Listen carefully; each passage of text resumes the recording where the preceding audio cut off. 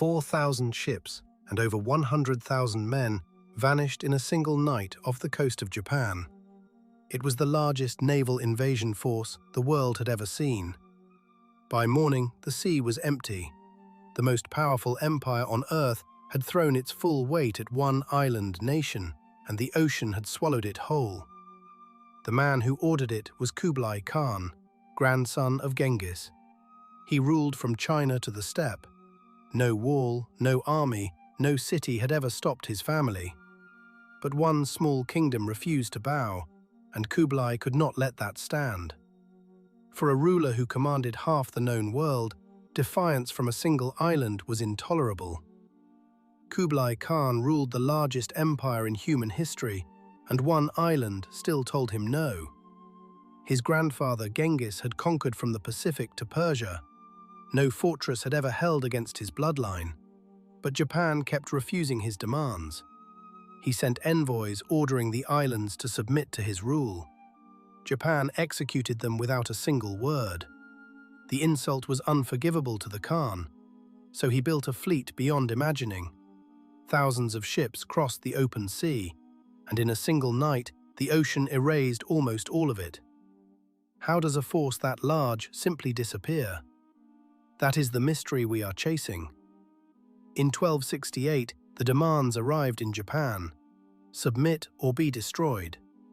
The young regents of the Kamakura shogunate read the words and refused even to reply. They sent the envoys home empty-handed. To the Khan, silence was defiance. He would answer it with iron.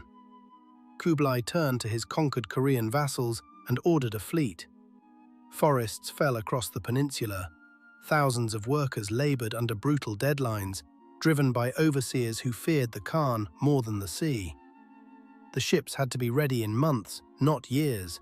Speed mattered more than craft. Remember that. It will matter later.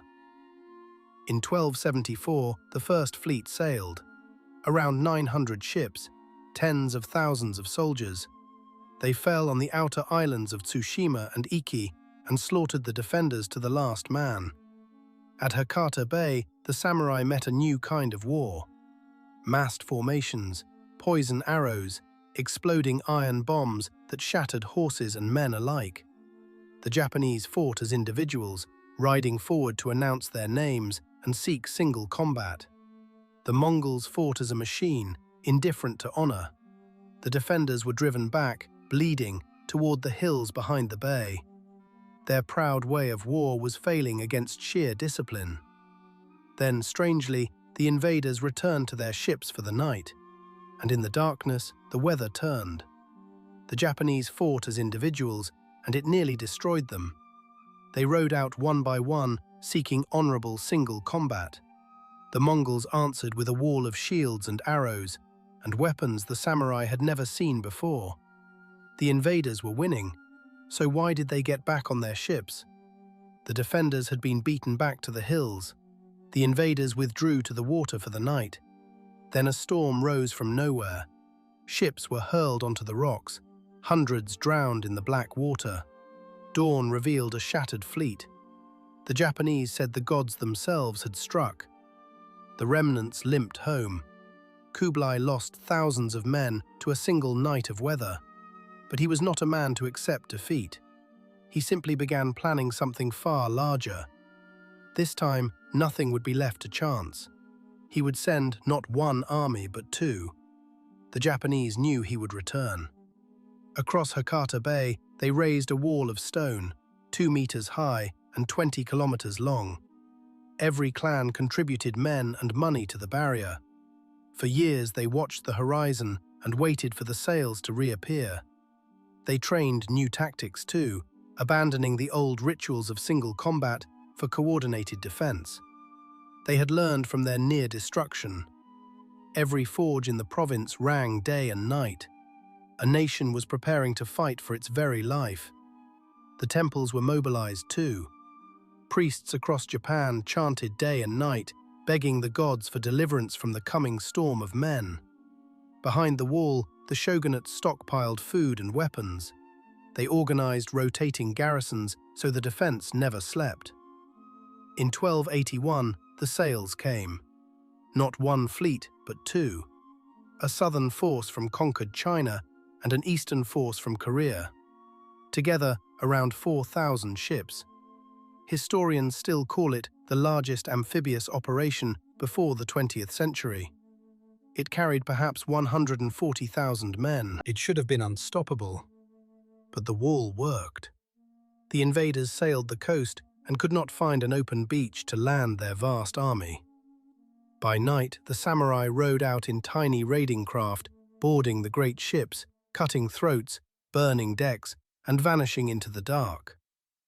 For weeks the fleet sat offshore, bleeding men, unable to break through the defences. Each night the samurai rowed out to burn the greatest fleet in history alive. The Japanese had built a wall so long it changed the entire war. Picture 4,000 ships crammed into one bay, a wall of stone blocking every landing beach. The invaders can't get ashore. The samurai board the giant junks in the dark. They set them ablaze and slip away. To defend themselves, the Mongols chained their ships together, a floating fortress, deck against deck. It felt safe, but the sky was darkening fast. It was about to become a death trap. For nearly 2 months the stalemate held. Then, in August, the sky turned the color of iron. Sailors who knew these waters felt the pressure drop. A typhoon was coming, and 4,000 ships, chained together in a crowded bay, had nowhere to run. The storm hit at night. The chained ships, meant to protect one another, smashed together instead. Hulls splintered against hulls. Ropes that bound them for safety became a killing web. The men could not swim clear of the wreckage. The sea took tens of thousands in a matter of hours. When the sun rose, contemporaries wrote that a man could walk across the bay on the floating wreckage. The samurai came down and finished the survivors on the beaches, taking no prisoners. Perhaps 3/4 of the entire force was gone in a single night. The Japanese called the storm kamikaze, the divine wind. Proof, they believed, that heaven itself protected their islands. For 7 centuries, that was the answer, a miracle. But a miracle explains why they lost. It doesn't explain why the loss was so total, so complete, so unlike any storm before it. A miracle explains why the Mongols lost, but not why they were annihilated. For 7 centuries, the answer was a wind from heaven. Then divers went down off Takashima Island. They found the lost fleet buried in the mud, and the timbers told a different story. The hulls were riddled with reused planks and crowded nails. Ships built too fast, too cheap, by exhausted labor. Many were flat-bottomed riverboats, never meant for open sea. All rushed under the Khan's impossible deadline. So when the typhoon came, they didn't just sink, they disintegrated. The wind was real, but the flaw was human. The seabed off Takashima gave up the truth. Weak joints, salvaged wood, and flat river hulls forced onto an ocean crossing. Kublai's haste built the very weakness the storm exploited. Divers found keels never designed for waves like these. The Unsinkable fleet was flawed from the very first hammer blow. The wrecks lay scattered in patterns that matched violent breakup, not simple sinking. Helmets, swords, and even a commander's seal came up from the silt. Each artifact confirmed the same grim picture of a fleet built to fail.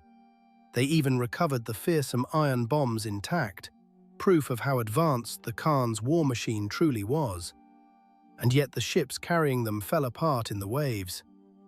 Kublai planned a third invasion. It never sailed. His empire had spent itself, and Japan remained free for centuries to come. So what really sank the